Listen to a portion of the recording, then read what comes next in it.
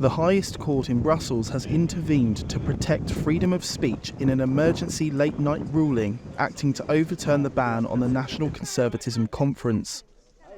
The conference descended into chaos yesterday after police in Brussels ordered it to be shut down, sparking outrage from speakers and guests alike. While the event continued into the afternoon, the venue was surrounded by police and speakers and guests outside were denied access. Nigel Farage described the events yesterday as monstrous, while Professor Frank Furedi, an author and free speech campaigner, dubbed it totalitarian. Speaking to GB News, Farage said, "This is a very deeply intolerant place. If you come to Brussels with a different point of view, if you question the whole project of the EU, they literally try to shut you down. And I think what happened yesterday was a massive own goal."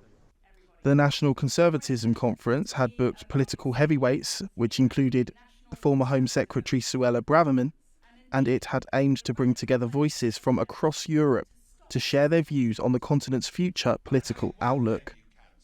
But once Farage was on stage to address the gathered crowd, a Brussels district mayor ordered organisers to wrap up the conference within just 15 minutes.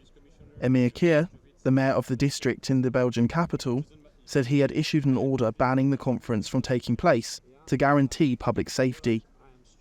A legal challenge was filed by conference organisers regarding the authorities' decision to prohibit the conference.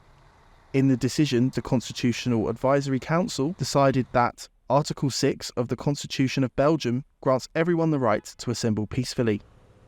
While the mayor has the authority to make public ordinances in case of serious disturbance of the public peace or other unforeseen events, the court said that, in this case, there was no sufficient threat of violence to justify this. Paul Coleman, a human rights lawyer and speaker at the conference, said, "In allowing the conference to continue, the administrative court has come down on the side of basic human rights." While common sense and justice have prevailed, what happened yesterday is a dark mark on European democracy. No official should have the power to shut down free and peaceful assembly merely because he disagrees with what is being said. How can Brussels claim to be the heart of Europe if its officials only allow one side of European conversation to be heard? These kind of authoritarian censorship we have just witnessed belongs in the worst chapters of Europe's history. Thankfully, the court has acted swiftly to prevent the repression of our fundamental freedoms to both assembly and speech, thus protecting these essential characteristics of democracy for another day. Belgian police told GB News they had issued a public order notice due to the threat of protest at the event, though sources at the scene reported there had not yet been any sign of demonstrations. Farage hit out at what he called the extreme intolerance of authorities in interviews after his speech, asking, "What will this look like around the world?" Downing Street yesterday condemned the decision to ban the conference, with a source telling GB News the decision will worry anyone who believes in free speech. The Prime Minister's deputy official spokesperson added that the no platforming of speakers is damaging to democracy.